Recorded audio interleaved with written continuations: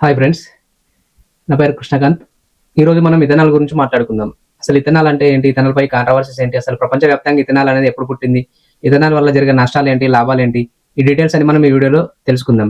ఇది మేము కంప్లీట్ రీసెర్చ్‌తో చేసిన వీడియో. అంతేకాదు వరల్డ్ వైడ్ అనాలిసిస్ చూసినాం. అంతేకాకుండా సర్వేస్ చూసినాం. ఇండియాలో ఈ కంపెనీల వెనుక ఎవరున్నారు అని ఇవన్నీ డాటా చూసినాం.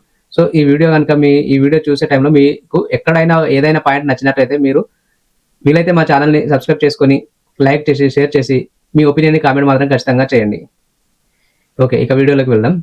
ఇథనాల్ అంటే ఇథనాల్ అంటే ఏంటంటే సింపుల్ ఆల్కహాల్.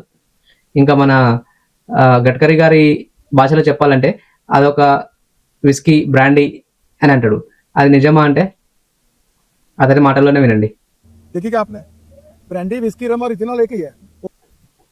అదన్నమాట. అది నిజమా అంటే నిజమే.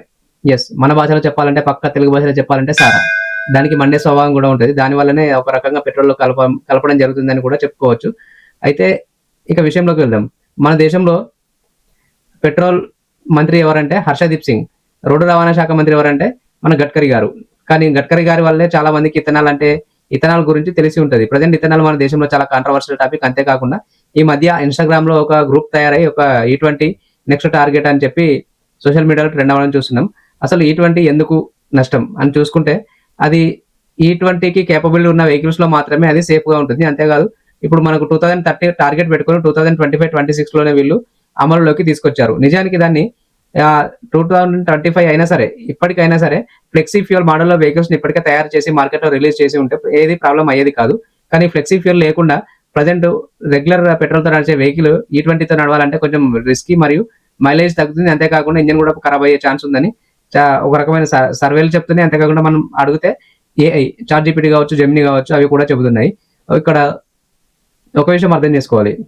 ఇథనాల్ అనేది ఇప్పుడు పుట్టింది కాదు. నిజానికి ఫుల్ ఇథనాల్‌తో నడిచే వెహికల్ తయారు చేసింది ఎవరో తెలుసా? ఫస్ట్ ఐ థింక్ 1950స్‌లో హెన్రీ ఫోర్డ్ కంపెనీ యజమాని మొదటగా ఇథనాల్‌తో తయారైన వెహికల్‌ని తయారు చేశాడు. కానీ అది కొన్ని రోజులకే తిప్పడం ఆపేశాడు. ఎందుకంటే బయట వెళ్తే ఇథనాల్ అయిపోయినప్పుడు ఆ బంకులు లేకుండేవి కాదు. అంతేకాకుండా చలికాలంలో ఎక్కువగా స్టార్ట్ అవ్వడానికి చాలా ఇబ్బంది అయ్యేది. దానివల్ల ఇథనాల్ వెహికల్ ఆగిపోయింది.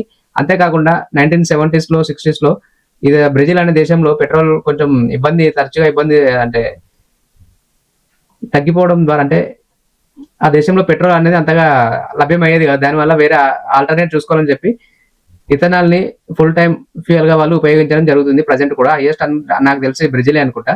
ఇప్పుడు కాకపోతే ఇక్కడ ఇష్యూ ఇథనాల్ మెయిన్ ఉద్దేశం ఏంటంటే వ్యవసాయ ఆధారిత పంటలతో తయారు చేయవచ్చు.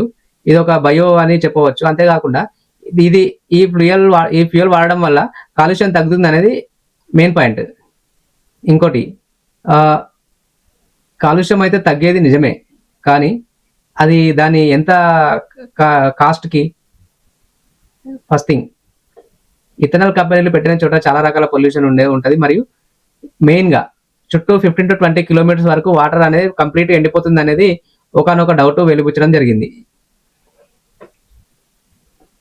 అంతేకాదు చాలా సర్వేలు కూడా చెప్తున్నాయి. చుట్టుపక్కల ఉన్న వాళ్ళకు చాలా హెల్త్ ఇష్యూస్ కూడా వస్తున్నాయి. అమెరికాలో నేను ఒక సర్వే చదివినప్పుడు అమెరికాలో చాలా అది చెప్పలేకపోతున్నా అలాంటి హెల్త్ కండిషన్స్. వాళ్ళ కుక్క చనిపోవడము, చాలా మందికి హెల్త్ ఖరాబ్ అయిపోవడము, చాలా రోజులు ధర్నా చేయడం ద్వారా ఇథనాల్ కంపెనీని అది మార్చడం జరిగింది. ఆ మార్చే వారికి అక్కడ నీటి వనరులు అన్ని ఎండిపోయాయి. మార్చనైతే మార్చారు కానీ ఒక ముసలమ్మ చెప్తుంది. మార్చనైతే మార్చారు కానీ మా ఆరోగ్య పరిస్థితులు ఎప్పుడు మారుతాయో మాకు తెలియట్లేదని బాధపడుతూ వాళ్ళ ఏమంటారు మనవరాలి ఫోటో చూసుకుంటూ ఏడుస్తున్నది.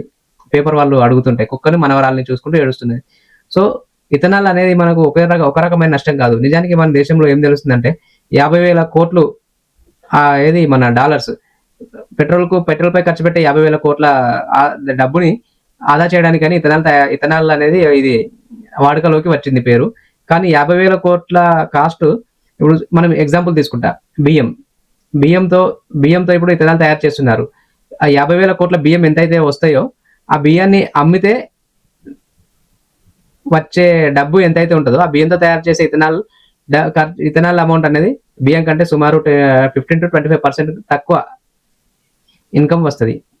సో అంటే నేను చెప్పేది ఏంటంటే డైరెక్ట్ బియ్యం ఎక్స్పోర్ట్ చేయడం వల్ల విదేశాలకి ఇథనాల్ తయారు చేసి ఇది సేవ్ చేసిన దానికంటే కూడా చాలా ఎక్కువ లాభాలు వస్తాయి. కానీ డైరెక్ట్ బియ్యం ఎక్స్పోర్ట్ చేయడం వల్ల ఏం చెప్తుందంటే FCA కావచ్చు, సెంట్రల్ గవర్నమెంట్ కావచ్చు మన దేశంలో రేషన్ బియ్యానికి ఇబ్బంది జరుగుతుంది అది చెప్తుంది.